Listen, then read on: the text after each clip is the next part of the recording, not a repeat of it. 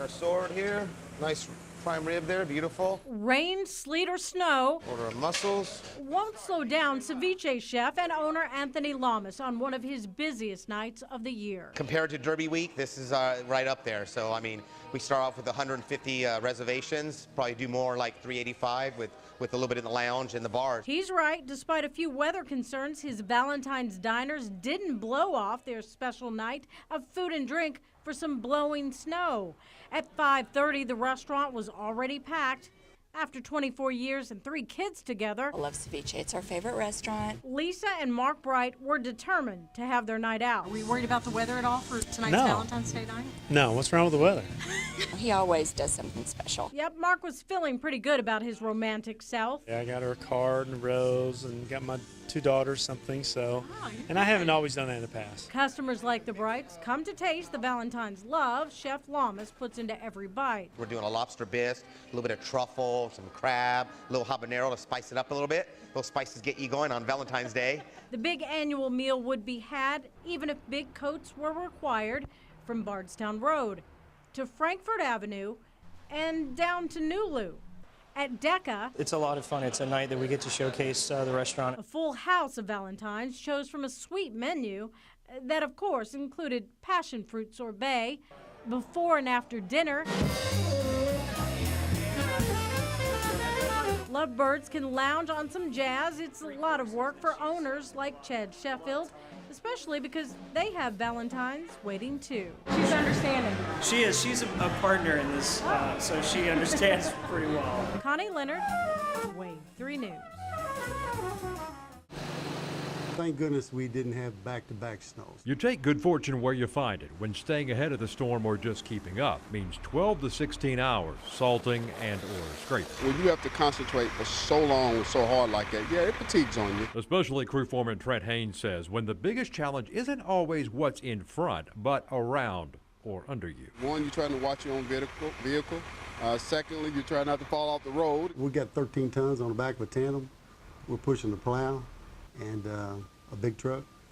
Yeah, you can't stop that on the dime. Public Works tries to ease the stress by pacing the work week between storms. The 4 10-hour shifts help budget the overtime and give you time to recoup. But with the next wave hitting Tuesday into Wednesday, they're not going to get much time to rest.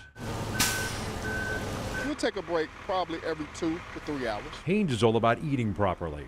No caffeine. We always let them get out and stretch, get something to eat when they need to. Western District boss Joe Barnett believes some of the best stress relief is what the rest of us ought to be doing. Don't pull in front of us. We'd like to get around you and help you to work is what we'd like to do.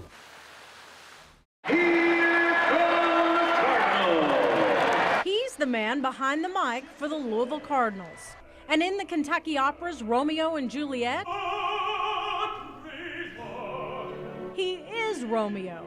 So what do these 2 talented voices have in common? When the sun beats down, turns the tar upon the roof. Well, Sean was a year ahead of me in school. Yep, that's the voice of the Cards, Sean Moth, sporting a bit of a mullet at Rocky Mountain High School in Fort Collins, Colorado. Sean and tenor Vail Rideout, Romeo, started an a cappella quartet 20 years before shows like NBC's The Sing-Off made it popular. Amazing bass voice. Sean was always the anchor to our group. Vail actually came in with this reputation. His older sister, Lena, has been in 3 Tony Award-winning shows. The impressive resume didn't stop Sean from hastily naming the group the Rocky Mountain Oysters. After high school, the Oysters sang for money. Their national anthem rendition was a big hit. By the dawn's early light. From AAA baseball games at the old Mile High Stadium to Frontier Days. I think we opened for Alabama and the Judds. Both are now married and still can't believe that those voices became their livelihood. Sean worked Denver Nuggets and Avalanche games until Tom Jurich brought him to the Ville.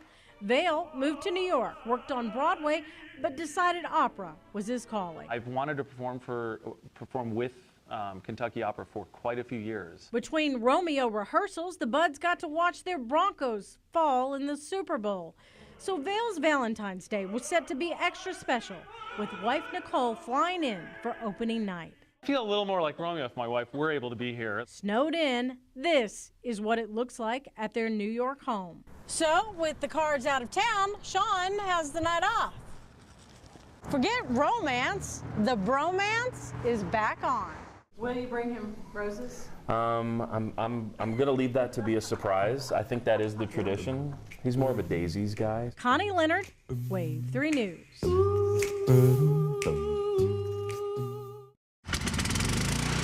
The sound of relief for this couple after 15 hours without power. It's always a worry on the back of your mind. They invited us in as parts of their home came back to life, like their heater and fridge. And a television, of course. With Channel 3 on. Channel 3's on. Their home is one of 3,100 across Harrison County struck by outages. There's another set of grounds down there. Some may not get power back until the weekend.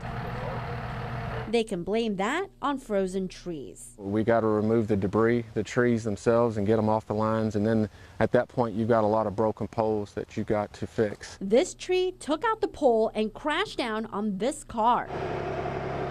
This neighbor's power is back on, just in time to cancel a hotel reservation. My wife's pregnant and didn't think we needed to stay in a freezing home all night. Crews from other counties came in to help, but Harrison has seen worse. In comparison to 2008 and 2009, when we had 95% of our members out, it's not near as bad as what it was. And the Creeks agree. If it gets real bad, we'll rough it at a motel or hotel. But tonight, they'll be warm and entertained. Tonight's probably going to be a night for the recliners.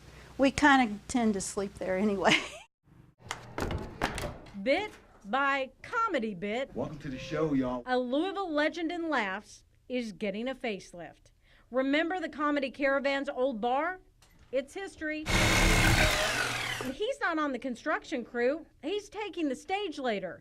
Louisville comedian Rich Reagans. Well, yes. Reagans is one of dozens of Louisville comedians rolling up their sleeves during the day to jumpstart the renovation. Yeah, I'm pretty handy with that. With bars or with tools? Actually, both. But everybody's pitching in. We had 50 comics come out here. Comics don't do that. They don't know the difference between a screwdriver and a job, Reagans and the comedians taking the stage with him this opening week are pumped about new life and old blood moving back in. You see, the guys behind it aren't just the money, they're the funny. Ah, what a beautiful audience. Well-known comedians and owners Steve Hofstetter, Chris Bowers, Jamie Utley, and Tony Deerdorf want to bring the club back to its glory days, a time when if you did well in Louisville's comedy scene like Jay Leno and Sinbad did here, you just keep going up.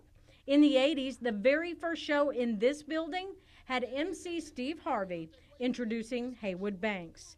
The idea is to bring in today's big names. To get folks of that caliber here would be something I would do often. The owners also want to showcase Louisville and fresh talent. People that are just right on the edge of blowing up. And visitors won't just see new decor, they can eat with a full kitchen ready to go and a much bigger full-service bar. The community is very excited. I mean, I'm getting stopped everywhere wanting to know about the Laughing Derby.